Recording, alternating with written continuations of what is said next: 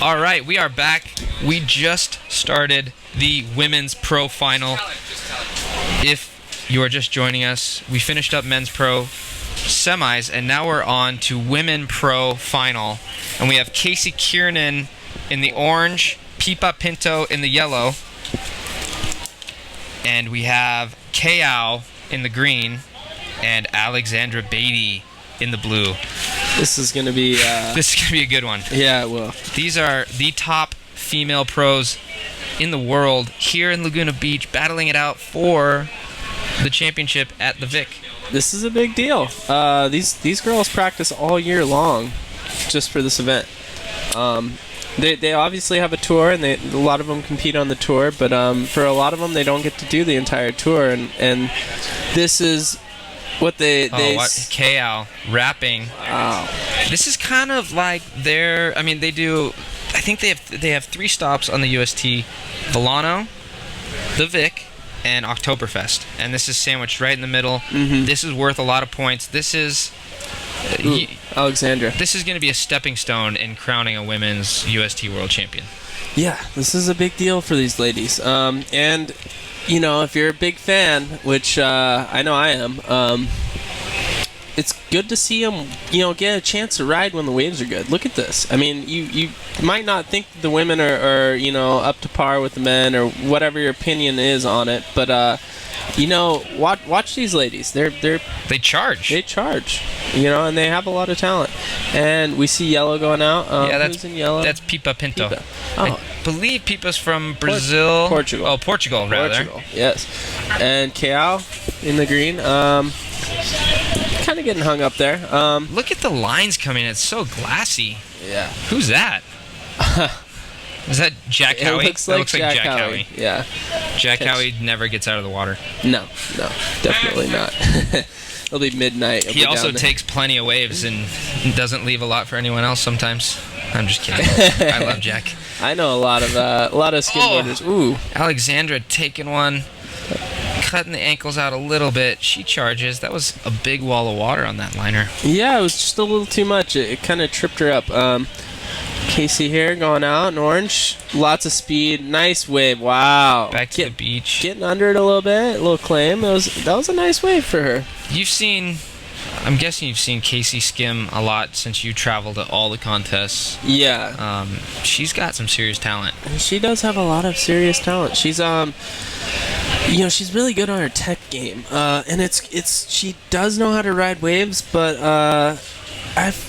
it's good to see her actually here with good waves to be able to show it off. A lot of our contests on the East Coast, it's not necessarily It's more about the tech. A lot of times when the waves are a little bit smaller, you do have, So that's the side that I normally see of her. But now, you get to see like what she just did right there. That was a really good wave. Yeah, I saw her at Saturday session a couple months ago, and her and Tony Bianchi were down there, and she was charging. Yeah. She was going on set waves. She had a couple killer wraps. And that was Pipa Pinto in the yellow from Portugal. Watch out for the Very board. nice front side. Good completion. Casey on her front hand. Casey, wow. Nice turn. Bringing it back to the beach.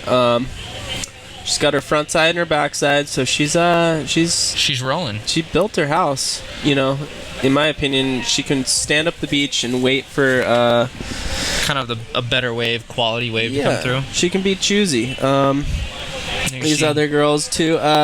Kao got a couple waves. Alexandra looks like she could probably get herself a couple foundation scores before she waits for a good one. So they're just gonna you can see the set outside. They're gonna let the set go through. The lower tide. What does the low tide do here, Mo? If you're just joining us, we have Morgan just in the booth with us. We just had Johnny Salta and Mo pop back in so we could take you through the Women's Pro Final. What does the low tide do for the conditions here at Aliso? Well, the low tide, the waves break a little farther out, and it kind of eliminates that trough we were talking about earlier. What happens at high tide is the wave kind of misses the outside sandbar, and then it hits a deeper spot right before it hits the shore, and it creates this trough. And low tide, it has a chance to set up. The wave kind of gets a chance to steepen up before it hits the steep section, and so it throws a tube over. And you get longer lines that way. The waves have a little more time to break. They're not so close to shore, so for skimboarders, it helps you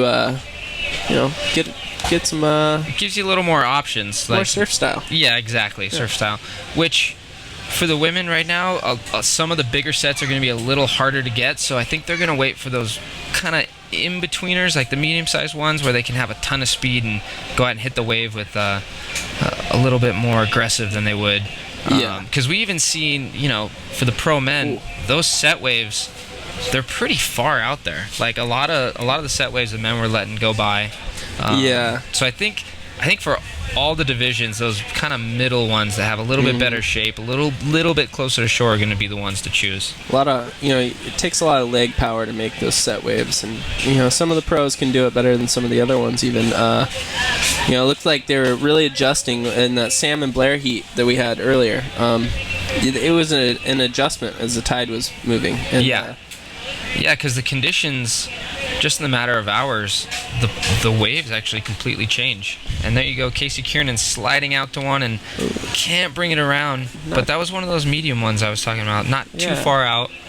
And I think she'll get one before the heat's over. There's Pipa. Nice little turn, 360, styly.